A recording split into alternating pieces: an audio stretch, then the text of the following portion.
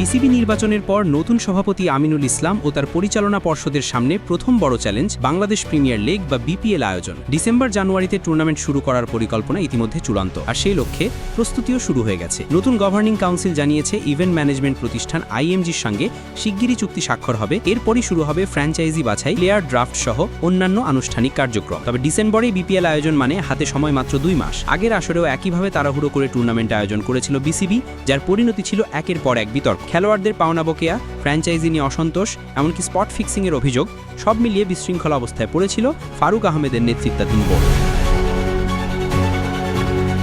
এবারও সেই আশঙ্কা থেকেই যাচ্ছে। নতুন বোর্ডে আমিনুল ইসলাম বিপিএল গভর্নিং কাউন্সিলের প্রধান আর ইফতেখার রহমান দায়িত্বে রয়েছেন সদস্য সচিব হিসেবে। তাদের সামনে সময়ের চাপ, তাই ভুলের পুনরাবৃত্তি রোধ করাটাই এখন সবচেয়ে বড় পরীক্ষা। ইফতেখার রহমান অবশ্য আশাবাদী, গতবার কিছু জায়গায় সতর্কতার অভাব ছিল, বিশেষ করে ফ্র্যাঞ্চাইজি নির্বাচনের সময় ব্যাংক গ্যারান্টি ও আর্থিক স্বচ্ছতার জায়গায় ভুল হয়েছিল। এবার আমরা সেই অভিজ্ঞতা থেকে শিখেছি, একই ভুল আর করব না। তবে বাস্তবতা কিছুটা কঠিন।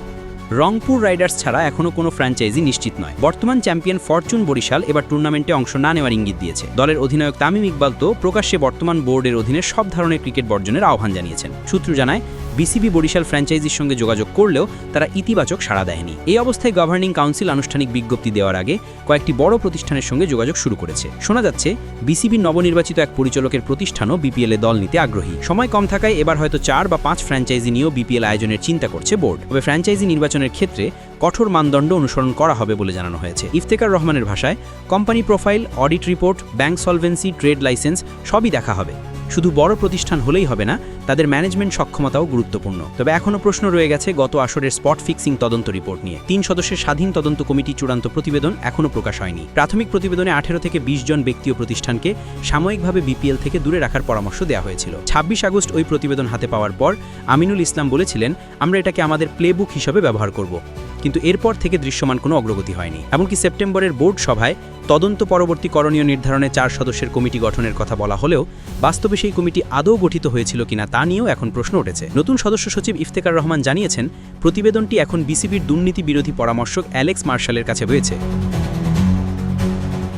তিনি অভিযোগগুলো নতুন করে পর্যালোচনা করছেন।